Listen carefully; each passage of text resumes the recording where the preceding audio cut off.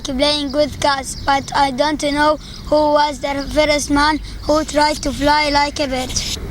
Abbas ibn Firnas wanted to fly like a bird. Who was Abbas ibn Firnas? He was an Arab musician, scientist, and inventor who lived in Spain. What did he do? He taught music, studied the movement of the stars, and made glass. How could he fly like a bird? In 875, he made some wings of feathers. Who did he invite to watch his flight? He invited the people of Cordoba to watch the flight. What did he do to fly like a bird? He jumped from a tower in the town. Could he fly for a long distance? He flew for a short distance, but then he crashed to the ground. Why did he crash to the ground?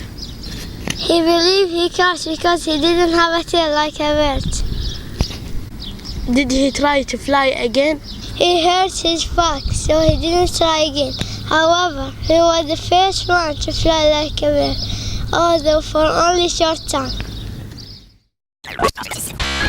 Hello and welcome. Who is that scientist? He is Isaac Newton.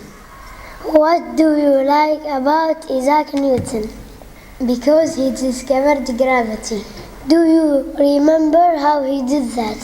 He was sitting in his garden and an apple fell on his head. He was thinking about things. How did that apple fall on his head? It was very nice to be back at home, just sitting quietly in the garden, thinking how my brain was bouncing with all the new stuff I had learned at Cambridge. One evening, I was sitting in an orchard under an apple tree, thinking about things. Then something whacked me on the head. What was that? An apple at front of the tree. That set me thinking. Why do things fall down? Have you ever stopped to ask yourself why? Well, I have. I love questions like that. Why did it fall down this apple and not float or fell up? If everything is not falling, what if something invisible is pulling it down? That's the gravity.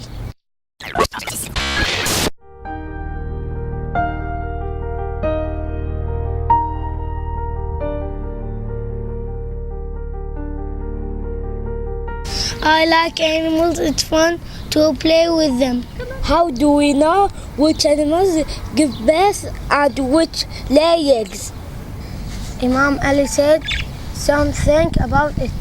The animals which have big ears we can see give birth, and which we can't see lay eggs. Let's check it.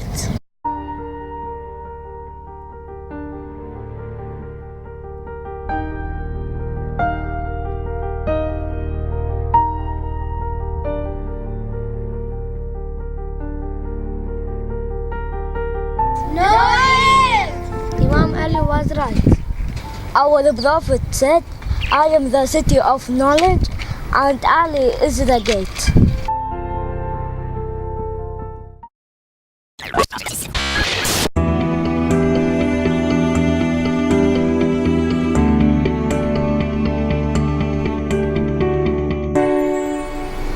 Welcome our audience to our weekly program about science and scientists. Today we're going to talk about Ibn Sina. Ibn Sina is the most famous Muslim scientist of all times. He was born in 980. He is the most famous Muslim scientist of all times. He wrote books about space, math, and medicine. He studied medicine when he was 13 years old, and he was a doctor only when he's 16 years old. And he wrote the most famous book in the world, Al-Qanun.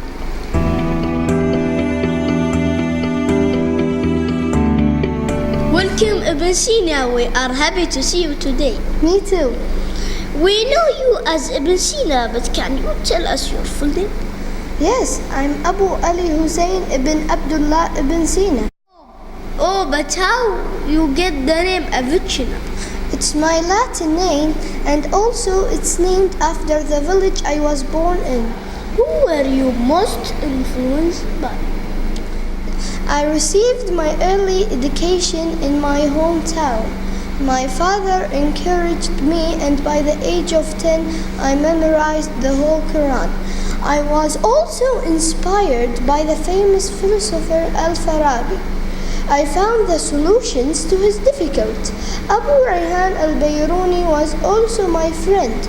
We wrote letters to each other asking questions about science. You are famous for your achievements in medicine, but you have other achievements? Yes, I have contributed in many areas like pharmacology, philosophy, chemistry, music, physics, astronomy, geology, pottery, psychology, and also engineering.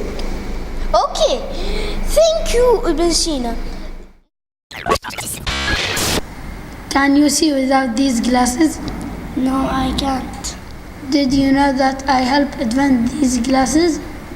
Abu Ali al-Hasan ibn al-Haytham was born 965 in Basra and died 1040 in Cairo. He was a prominent in the golden age of Muslim civilization. Ibn al-Haytham made a significant contribution to the principle of optics as well as physics and astronomy mathematics. Because of Ibn al-Haytham existence, we were able to create today cameras, eyeglasses, lenses, and eye surgeons to cure any eye injuries.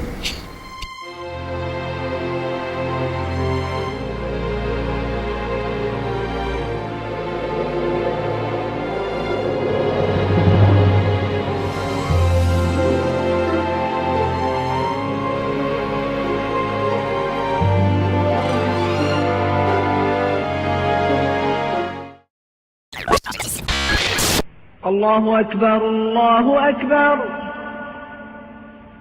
الله أكبر الله أكبر.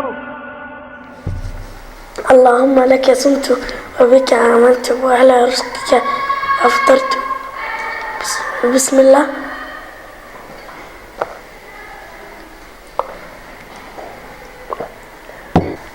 ذهب الظمأ وابتلت العروق وثبت الأجر إن شاء الله.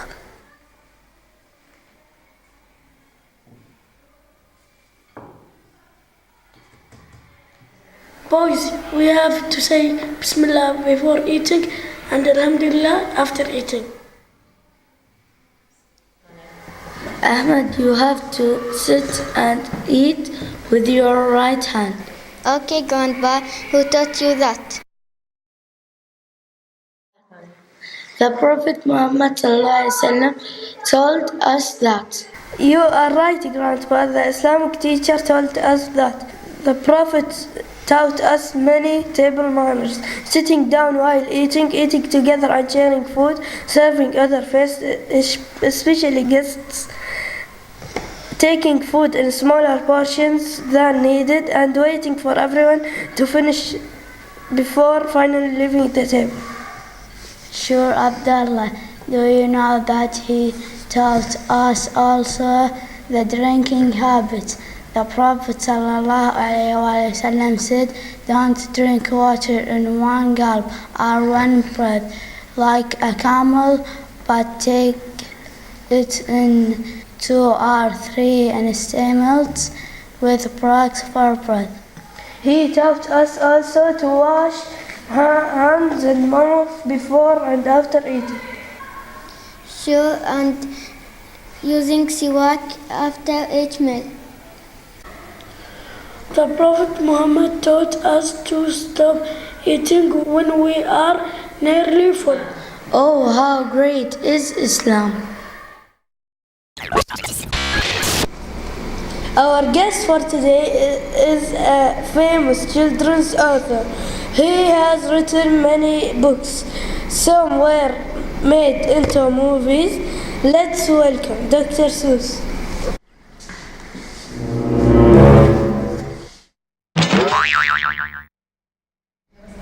Hello, Who are you? I'm the cat in the hat. I'm Dr. Seuss's favorite character. I know all his secrets. Really? Tell me. Well, his real name is Fedor Seuss Giesel. Interesting. He loves books because his mother used to tell him rhymes when he wants to sleep. Why are his books special? All his books are funny and easy to read. Even little kids can read them. What else can you tell me about him? There is a day called Dr. Seuss Day.